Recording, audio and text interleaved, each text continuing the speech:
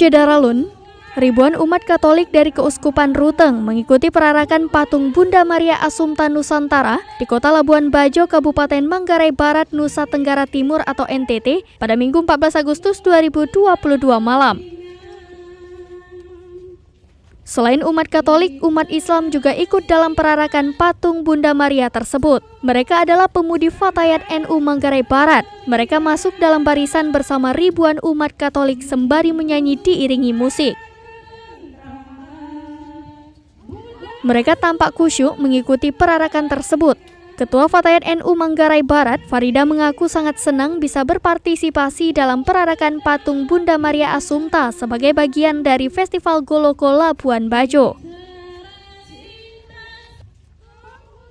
Ia pun mengapresiasi Keuskupan Ruteng yang telah menyelenggarakan Festival Goloko Labuan Bajo. Harapannya event ini digelar setiap tahun.